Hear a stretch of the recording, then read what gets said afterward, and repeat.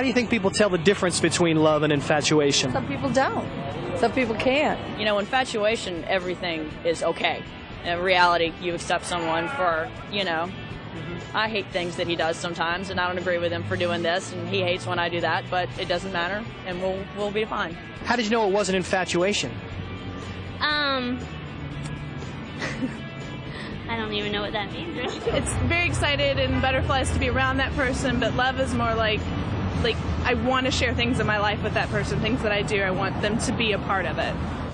When you're infatuated, it's more of a lust, I think. And you think you love, and, then when you really get love, you realize that what you thought was love was infatuation. Have you ever been in that position before? Yes, all my life. Do you know the difference between love and infatuation? No, I don't know. I'll tell you when I'm in love.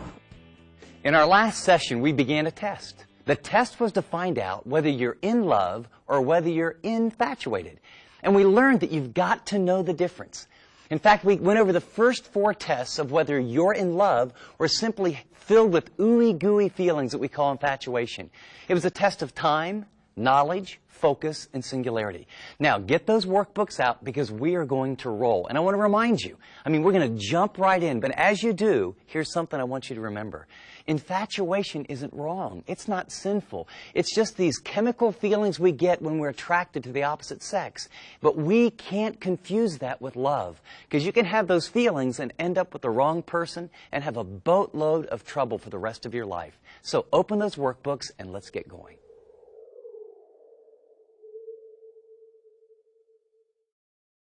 Test number 5 is security. An individual in love tends to have a sense of security and feeling of trust after considering everything involved in the relationship with the other person. An infatuated individual tends to have a blind sense of security based upon wishful thinking rather than upon careful consideration. Or he or she may have a sense of insecurity that is sometimes expressed as jealousy. If you're possessive, if you're jealous, if the other person always has to know where you are, if you're uptight every time they're talking with a member of the opposite sex, good sign it's infatuation, not love. L or I, mark it down. Test number 6 is work. An individual in love works for the other person or for their mutual benefit. He or she may study to make the other person proud of him. The ambition of that person is spurred on and he plans to save or work for the future. He may daydream, but the dreams are reasonably attainable. Man, when you love someone, you say, you know what, this is what we need to do later. Let's bust it. Let's hang in there. I can get through school this way, or we're going to save up our money, or you go on for that degree, and that's a work. And you work for one another when you love and you're committed. However, an infatuated person loses his ambition, his appetite, his interest, his everyday affairs. He thinks of his own misery. He often daydreams, but his dreams are sometimes not limited to the attainable. And they're just given free rein. At times, this person's dreams become substitutes for reality. And the individual starts to live in a world of dreams. I have a good friend. I like him. Young man's been in my house a lot. And he fell into infatuation. He thought it was love with a girl in Phoenix. And he started buying $100, $200, and $300 gifts. And then Phoenix is a long drive from Santa Cruz. Even going way too fast, it's 11 or 12 hours. And he would call her on the phone, had $400 and $500 phone bills, and then impromptu would call in, I can't come to work, get in his car, drive 11 or 12 hours, and surprise her unannounced and bring roses to her work and give her an expensive gift, get in the car, drive 11 hours back. That is what we call insanity. When it's daydreamy and over the top, rest assured it's infatuation. It's not love. 7 is problem solving. A couple in love, they face problems frankly. And they attempt to solve the problems. If there are barriers to them getting married, these barriers are approached intelligently and removed. And the ones that can't be removed, they may be circumvented, but with the knowledge that it's being done deliberately. Infatuation problems tend to be disregarded or glossed over. In your relationship, how do you deal with problems? And here's the classic line. Here's how you know you're really infatuated. You're in a relationship, you think it's going to get more serious. This is the one. I think it's her. I think it's him. And your mother or brother or closest friend or spiritual mentor raises a few minor problems like, you do understand he's 25 years older than you. Or, I know he's had 4 divorces and there's a lot of potential, but... Or how about this one? You're broke and he's broke and no common vision. You don't know him. No common commitment. Oh, I love this one. I don't know if he's a Christian, but he says he believes in God. And then here's what it is. I understand all the reasons why it won't work, but we're in love. Right? It's called denial. People who are in love face problems, and the ones they can't lick, they say, you know something? We're going to set this over here, but we know we're setting it over there, and we got to work through it. When you're infatuated, just gloss it over. I or L, what would you put for your relationship? Number 8 is distance. Love tends to be constant. Infatuation often varies with the distance between the couple. I remember one of the greatest things that happened in my relationship with Teresa is, we were at a real critical juncture, and I ended up going on a ministry trip for 6 weeks to the Philippines. Played a game or 2 in the morning, 1 at night, did clinics, and I had from about, 11 o'clock in the afternoon until 2 or 3. And I was away from her. I couldn't get a message if I wanted to. It was right during that window of time where he'd walk through the process. Is she the right one? I didn't know. And then I prayed and I prayed and I prayed. And what happened was I was more in love after 6 weeks being apart from her than I was when I left. And that told me it wasn't just, emotions. It wasn't just chemicals. It was about something God was doing in my heart. I watched my son court a girl and go through a relationship recently and was married not this December but last December. But the entire year before that, she was with Campus Crusade in Sweden. And I watched him email, talk, write, and I watched their love. I remember saying, Ryan, hey Ryan, how's it going? He made 1 trip to Sweden. It's all you can afford, no matter how much in love you are. And he said, Dad, you know something? I hate being this far away. But we have talked about things in letters and dealt with issues a long distance. I'm not sure we would have dealt with it. We could go out for coffee and have so much fun. The distance has made us closer. How about you and your relationship? What's distance do to it? If it strengthens it, probably love. If pretty soon your eyes are wandering and you're looking other places, probably infatuation. Number 9 is physical attraction and involvement.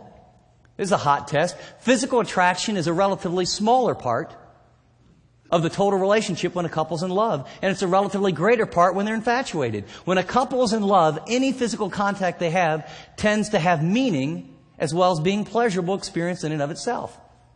It tends to express what they feel. In other words, their commitment, their concern that's real for one another. Infatuation, however, physical contact tends to be an end in itself. It represents only pleasurable experience devoid of meaning. Now, this is where, our culture has just brainwashed us. So that, the first night people were sleeping together. Or immediately, early on in the relationship, it gets physical. The moment your physical involvement moves beyond your leading from God, you cloud your ability to hear God's voice in the relationship. When it's infatuation, it is driven by the physical and the making out and the fondling and all the things that are physical. When it is love, there is restraint and respect. And when you decide you hold hands, it means because the relationship goes from casual to the next level, and there's a commitment there. And when you decide to move from holding hands to kissing one another in an appropriate way, it says, you know what? We're becoming a real item. And when you move from there, each step of the relational bonding process is communicating a deeper and deeper commitment to one another. However, in infatuation, it goes just the opposite. In fact, it leads right into number 10, affection. In love, an expression of affection tends to come relatively late. See, if you really want to get to know the person, it's not that it's bad. It's great. But if you want to not think just with your emotions and your hormones, but with your mind, You slow it up and you let the affection come later on in the relationship. In infatuation, it may come earlier, sometimes from the very beginning. Let me give you a passage to jot down. 2 Samuel 13. It's the story of Tamar and one of David's sons, Ammon. And here's a man who doesn't really love, but he lusts. And he takes Tamar. And there's a classic passage at the end. Afterwards, because he wouldn't follow God's design. Because she said, hey, you know what? My dad will give me. You know what? Just ask Dad. We can be married. Let's do this right. And instead he rapes her. And then a very interesting little line in Scripture. It says, therefore after that, he hated Tamar with the same intensity of the love which he had for her formerly. If there is a way to absolutely hijack relationships from God's will, it's get physicality and affection before your commitment and your genuine emotion and your real love for one another. How about you? Where are you at on this one? I or L? Number 11 is stability. Love tends to endure. Infatuation may change suddenly, unpredictably. I mean, I don't know about you, but the entertainment tonight where they kind of bring us up on the stars. I can only take a small dose of that, but now and then I love it when they'll show the picture of a Cameron Diaz or a Julia Roberts or a J-Lo or whoever happens to be sort of the hot item right now, and then they'll say, well, this is where her journey is. Let's back up. 2 years ago, she was with so-and-so. Then she's with so-and-so. Now she's with so-and-so. Now she's with so-and-so. And if it's J-Lo and Ben, yes, no, yes, no, yes, no, no, yes. And you know what? Hear my heart. I remember reading an article where Julia Roberts was giving an interview and she said, you know something? I guess the part I like about a relationship is falling in love. But after that, I'm not sure exactly what happens, but it doesn't work very well for me after that. And if you look at her life, here's a beautiful gal. Seems to have a really great personality. And she thinks infatuation and love are the same thing. So she gets in a 6-week to 18-month infatuation, and when it wears off, she finds another partner. And when it wears off, she finds another partner. And when it wears off, she finds another partner. And she is now our model. And the Britneys follow in her stead. And you know what? I think it breaks God's heart. I don't have any criticism. I don't have a down on stars. I think they're the most miserable people on the face of the earth. They have what everyone we're told we want. Fame, good looks, money, and availability to do anything. And what I see is they can't do the most basic thing in life meaningfully. They can't have a decent relationship. And I don't know about you, I wouldn't trade places with them for all the money in all the world. And I want you to know that God wants you to be more wealthy than all of them in the things that count. And you do that by understanding what real love is. It's not just eros. It is eros, phileo, and agape.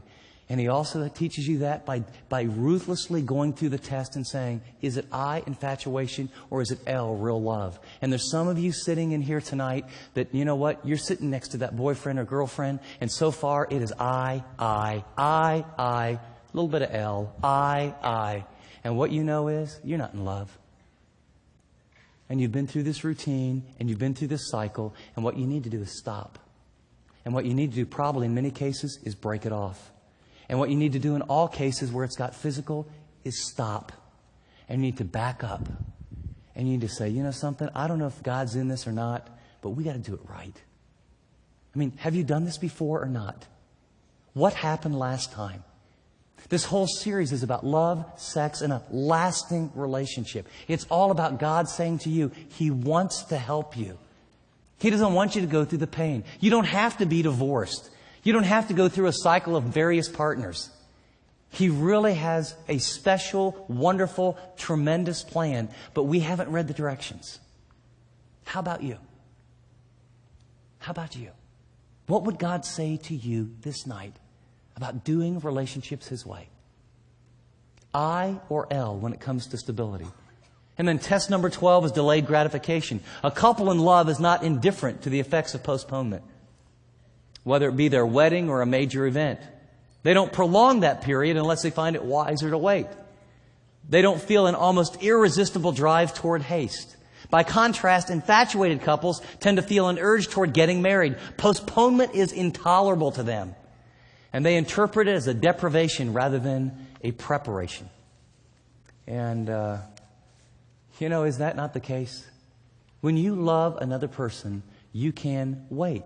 You're not driven by hormones or chemicals or feelings. Remember Jacob and Rachel? He waited 7 years. And the scripture says it was like a day. Why? He loved her. He loved her. He cherished her. He loved her. Now, how do you know if you're in love? Number one, know what real love is, definitionally. Number two, the difference between love and infatuation. Turn the page with me. I want to talk about how to develop your love life as we close. Regardless of where you're at, single or married, where do we go from here? How do you develop your love life? And I put a picture on that I want you to look at carefully. It's an equilateral triangle, and the middle of it is love. And on the bottom is agape love. And that's the idea of being brother and sister in Christ. That's loving one another radically. That's giving the other person what they need the most when they deserve it the least. That's cherishing and protecting. That's being pure because you don't want to do anything to damage them.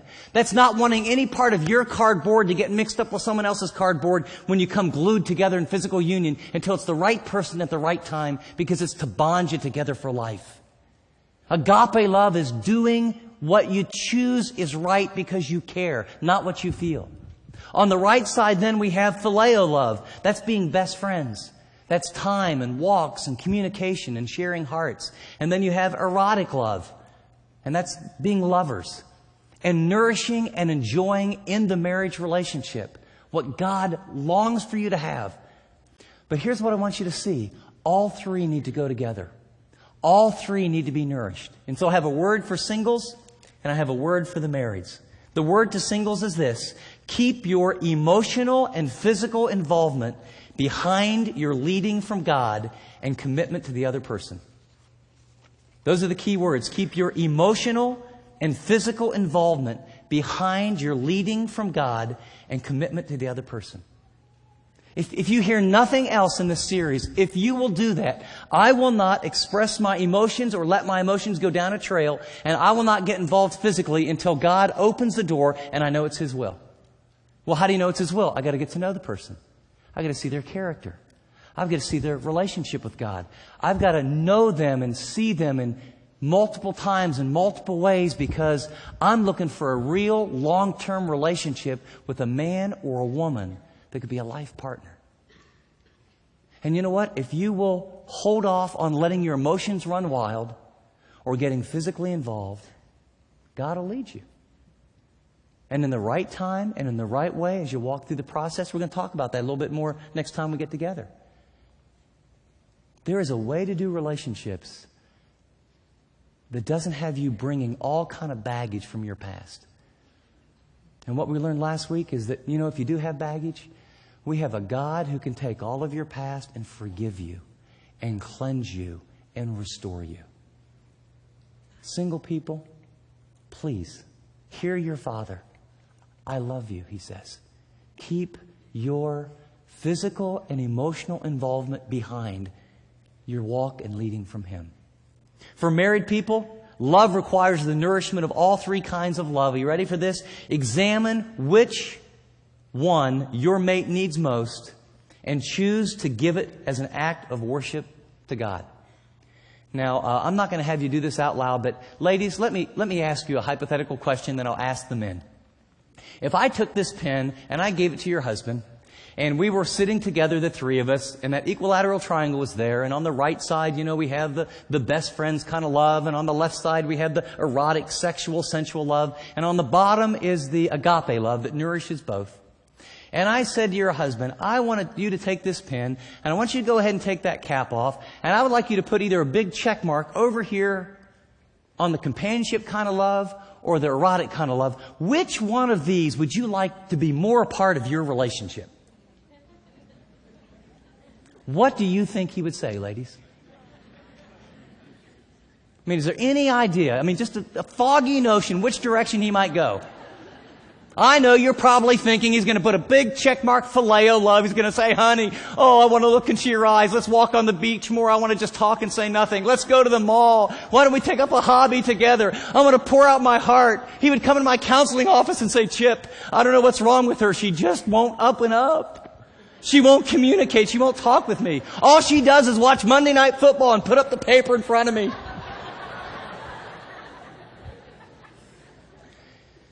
Well, we've had fun with you, ladies.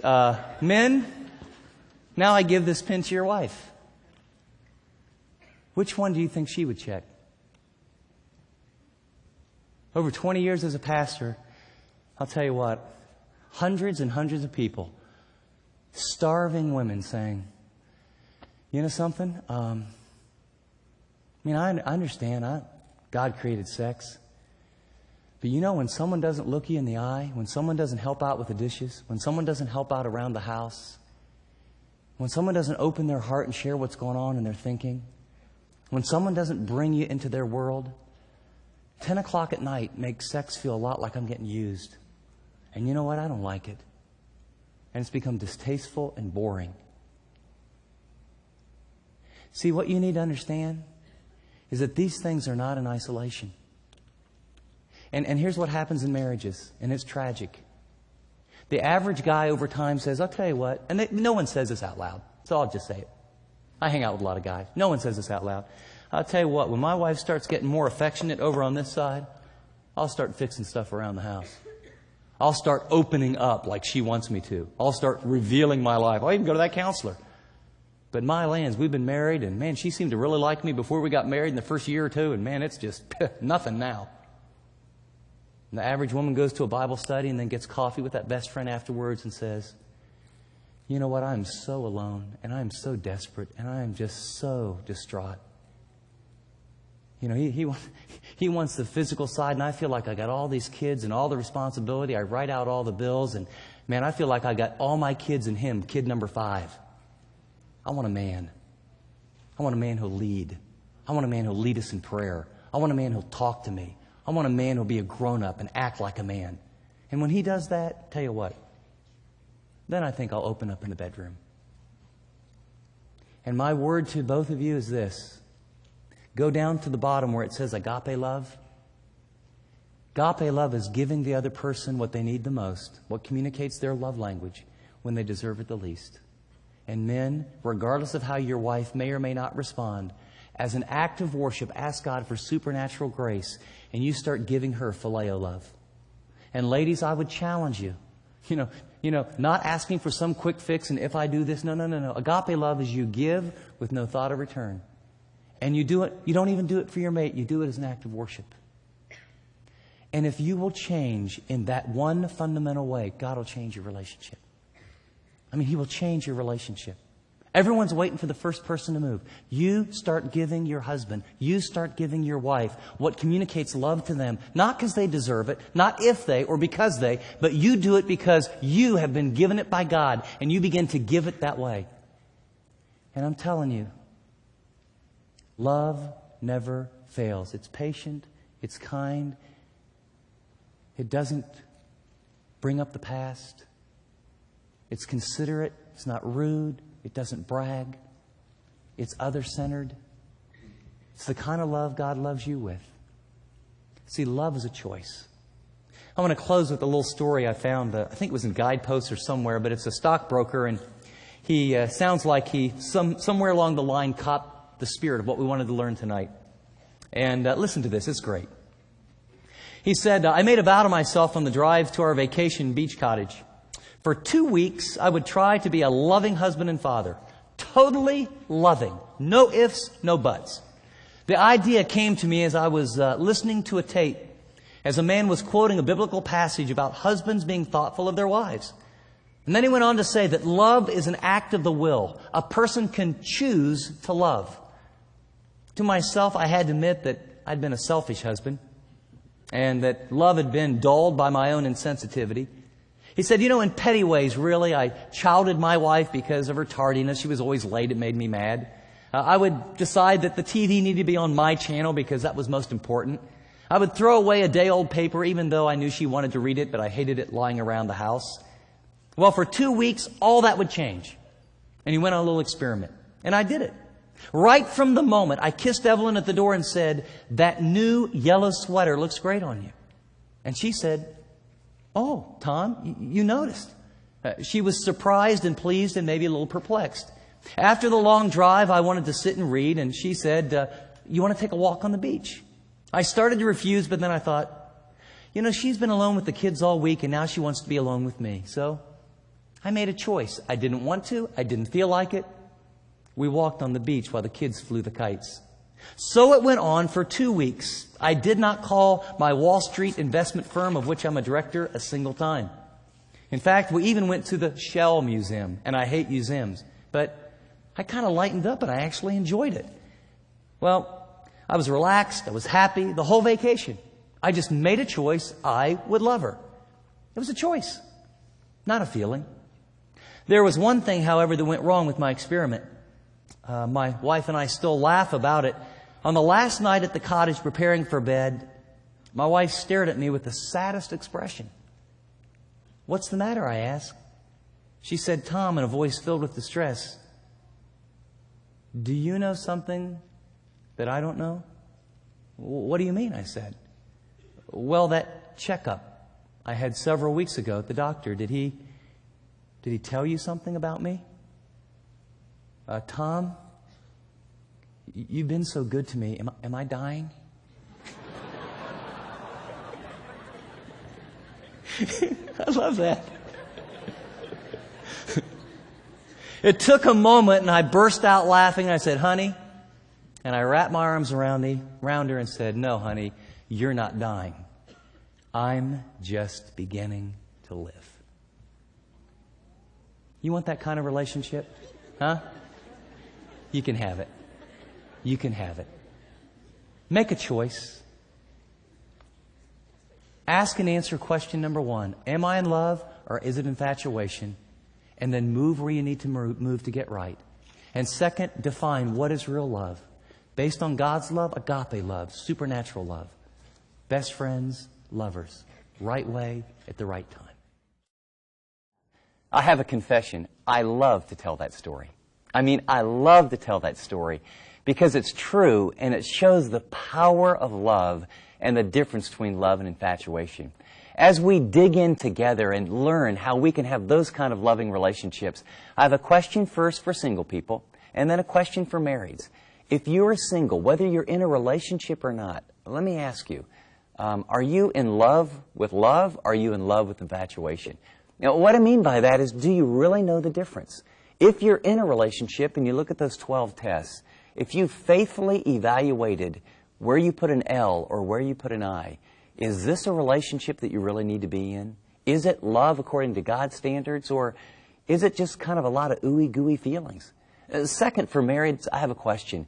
What would it look like this week to do what that man did in the story? You know what makes her feel loved, or you know what really makes him feel loved, whether you feel like it or not. What if for the next 7 days, you just literally went crazy and loved your mate in a way that made sense to them, and then you could come back 7 days later and tell us the story in our group about, hey, what happened? And finally, open your workbooks, if you will, and let's look at question number 1. And in question number 1, I want you to evaluate, to go through and say, which one of these 12 tests hit home the most for you? And so if I were in the group, I might say, hey, question number 7, that was the one that hit home for me, and here's why.